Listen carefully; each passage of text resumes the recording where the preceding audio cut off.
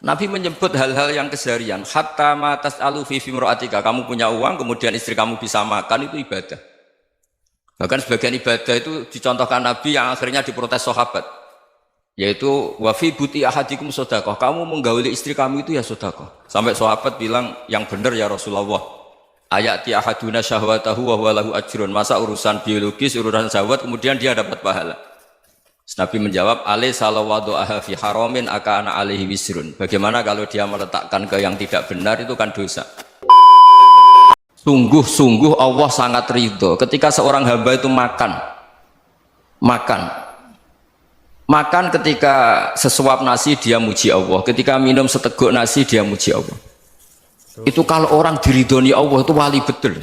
Itu untuk jadi wali itu gampang. Kamu makan ridho, kamu nginjak buminya Allah ridho seneng, kamu hidup keseharian aman seneng. Nah ini supaya sampean kita semua ngaji betapa panduan Rasulullah untuk menggapai ridho Allah itu banyak yang keseharian sekali. Saking kesehariannya banyak dalam hadis dan itu sahih. Nabi menyebut hal-hal yang keseharian. Hatta matas alu fi fimroatika. Kamu punya uang, kemudian istri kamu bisa makan, itu ibadah. Bahkan sebagian ibadah itu dicontohkan Nabi yang akhirnya diprotes sahabat. Yaitu wafi buti ahadikum sodakoh. Kamu menggauli istri kamu itu ya sodakoh. Sampai sahabat bilang yang benar ya Rasulullah. Ayati ahaduna syahwatahu wa huwa lahu ajrun. Masa urusan biologis, urusan syahwat kemudian dia dapat pahala. Nabi menjawab, alai salawadu aha fi haramin akana alaihi wisrun. Bagaimana kalau dia meletakkan ke yang tidak benar, itu kan dosa. Nah, hal-hal seperti ini yang saya ingin teman-teman semua. Saya juga agak ingin ngaji demi Anda juga agak ingin. Itu dosa sekali ngaji kok pesanan kelompok tertentu itu nggak boleh. Islam itu untuk semua. Jadi ya cuma karena di depan saya jenengan ya seakan-akan jenengan korbannya. Itu ada ilmunya dalam usul fikih itu. Jadi orang itu harus ngaji usul fikih. Nama yang disebut, mungkin Mas Sufyan masih ingat zaman ngaji usul fikih. Nama yang disebut itu tidak jaminan sebagai prioritas perintah. Jadi misalnya gini, kebetulan yang di depan Nabi itu Abu Dzar. Nabi ya bilang, ya Abu Dzarin ini uhibbuka misalnya, atau ya Mu'ad ini uhibbuka, atau ya Abu Hurairah ini uhibbuka misalnya. Banyaklah riwayat yang Nabi nyebut ya Abu Dzarin, ya Mu'ad, ya Abu Hurairah. Kemudian misalnya Nabi meneruskan khitab, ini uhibbuka, saya mencintai kamu, fakul dubur sholatin, atau sebagian riwayat disebut fala tada'anna dubura kulli sholatin, Allahumma inni ala dzikrika wa syukrika wa husni ibadatik. Saya mencintai kamu, siapa saja, Mu'ad bisa, Abu Dzar bisa siapa. Saya mencintai kamu, mohon kalau habis sholat kamu jangan lupa wiridan Allahumma inni ala dzikrika wa syukrika wa husni ibadatik. Ya Allah, tolong kami permudah supaya mudah ingat engkau. Anda tidak bisa mentang-mentang, wong nama saya Parmin, nama saya Purnomo, itu yang diperintahkan Mu'ad misalnya. Jadi yang disebut satu, tapi khitab itu untuk siapa saja. Saya teruskan ya. Jadi saya mohon semua kita melakukan kebaikan itu, kalau dalam kaidah fikih disebut al yakin la yuzalu bisyak. Banyak kebaikan yang kebenarannya itu 100%, tidak punya efek samping ke pihak lain, ke kelompok lain, ke komunitas lain. Yaitu tadi misalnya Anda makan dan itu murah sekali, hanya butuh satu piring, setiap punyaan kamu muji Allah, setiap minum kamu muji Allah. Itu redaksinya Rasulullah SAW disebut Allah sangat ridho ketika seorang hamba makan kemudian dia memuji Allah, atau minum kemudian dia muji Allah. Logikanya gampang, negara seperti ini yang kamu harapkan bentuknya kayak apa, mertua, ipar, komunitas, tetangga, itu nyata terjadi itu kan belum pasti. Sementara yang mesti terjadi adalah kamu butuh makan, kalau tidak mati. Butuh minum, kalau tidak mati. Butuh bumi yang nyaman ditempati, kalau tidak kita juga mati. Sebab itu Allah kalau menyebut nikmatnya itu hal-hal yang keseharian. Alladzi at'amahum min ju'. Allah itu siapa? Allah itu yang menciptakan kamu bisa makan. Tidak berlebihan. Allah itu yang menciptakan kondisi sosial itu ideal. Zaman Nabi itu ya ada orang munafik. Orang-orang pilihan Allah itu juga diuji orang sekelilingnya yang macam-macam. Betul sekali. Semua diuji sesuai konteks zaman dan waktu. Ya, betul. Nah, tapi ada ibadah-ibadah yang selalu disarankan Nabi. Sampai Nabi itu pernah ditanya, ayul islami khairun ya Rasulullah, Islam terbaik itu gimana? Jawaban Nabi itu unik. Itamu to'am. Islam terbaik itu ya makan-makan, jangan santai-santai. Betul sekali, betul, betul. Ketika Allah menyebut beberapa kebaikan, falak tahamal akobah, wa ma adrokan apa? Mal akobah. Terusannya apa? Fakku rokobah. Terusannya apa? Au itamun fiyaumin di masubaya. Atau acara makan-makan itu juga Islam. Kenapa? Betul, Ya bayangkan kalau tidak ada makanan, kita mati kan? betul. Kondisi sosial tidak ideal itu Anda masih gak apa-apa. Tapi kalau Anda tidak makan, Anda tidak minum, Bagus, bagus. kamu punya istri cerewet masih bisa hidup, punya mertua cerewet masih bisa hidup. Tapi kalau tidak makan bisa Betul, mati. Berarti penting mana istri sama makan? Penting mana? betul, betul. Makan. Semoga istri Anda dengar. Nanti kamu disuruh makan tapi pulang deh. Itu kalau dibahasakan makan masih memahami. Penting mana nasi satu piring dengan istri. Nggak ada nasi mati, nggak ada istri belum mati. Penting mana? Ya, nggak berani jawab kan? Nah, ternyata Anda ada garang kan di depan istri. Betul, Jadi bagus, betul. saya mohon lah, mungkin Mas Sufyan Sauri tadi yang bisa bantu lah. Teman-teman tuh ngaji yang keseharian saja. Karena kita nyari ridho Allah itu berdasar firman Allah. Dan firman Allah itu menyebut keseharian tuh riang, gampang. Betul.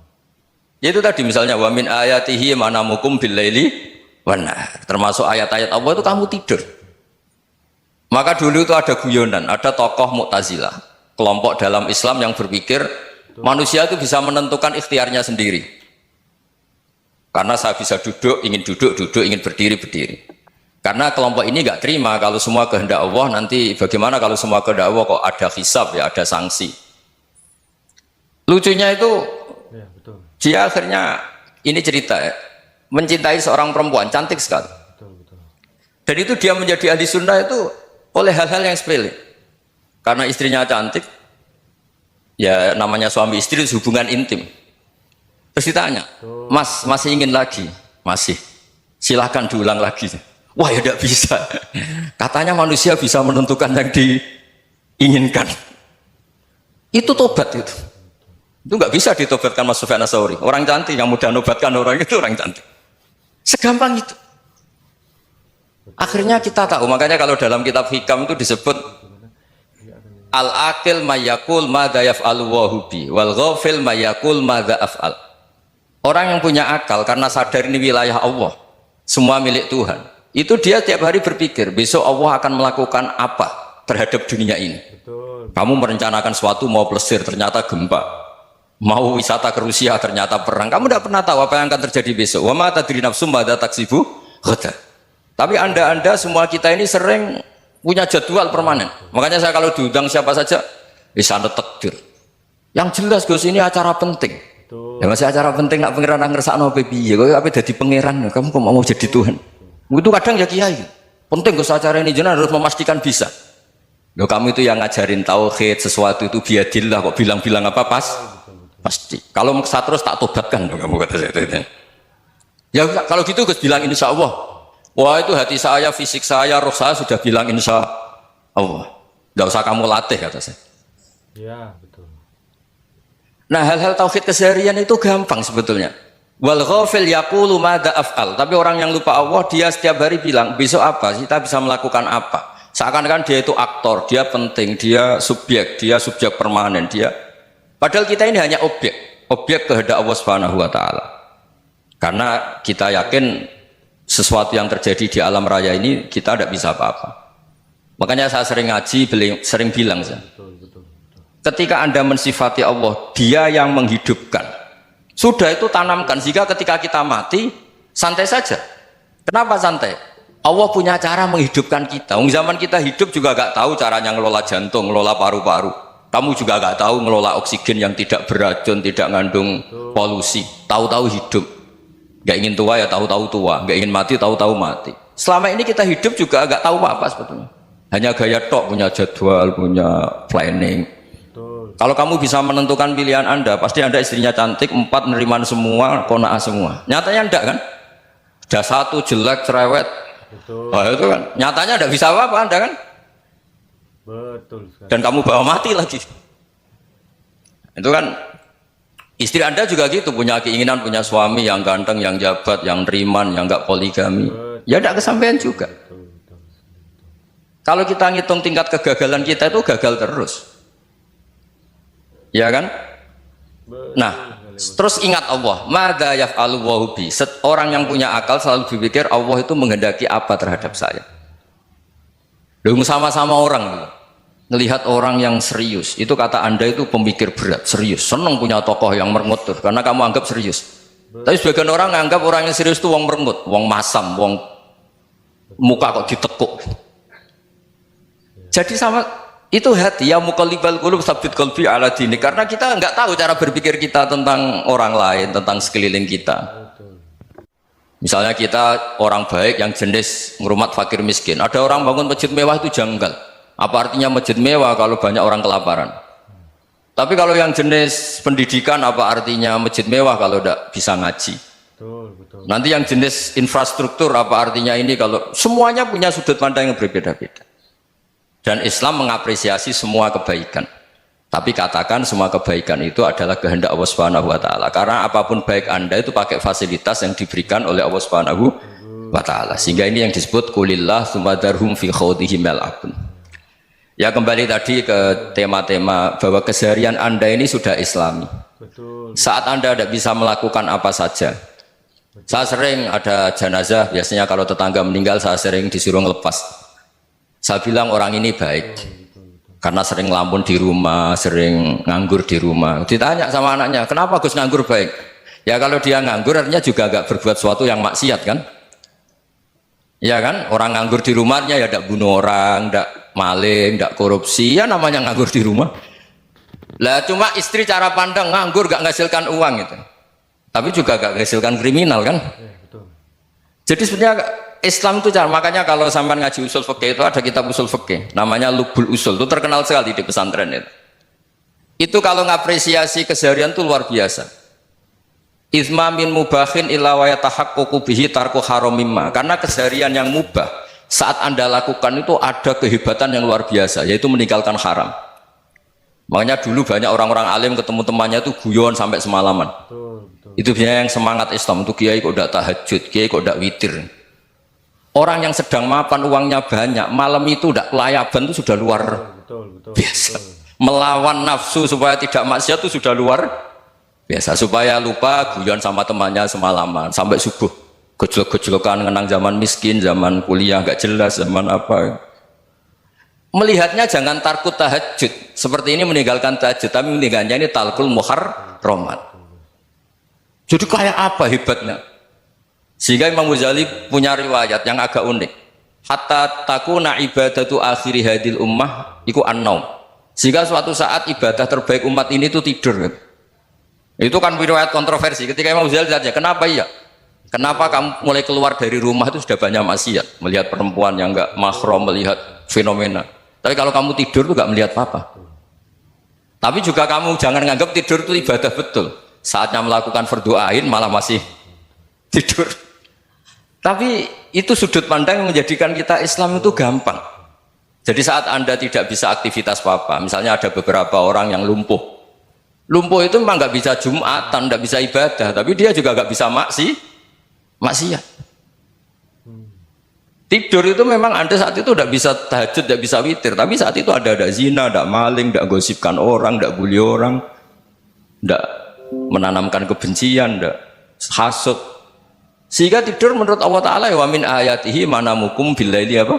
Wan-nahar. Karena di tidur itu selain ada unsur istirahat, jaga stamina, juga ada unsur meninggalkan beberapa keburukan.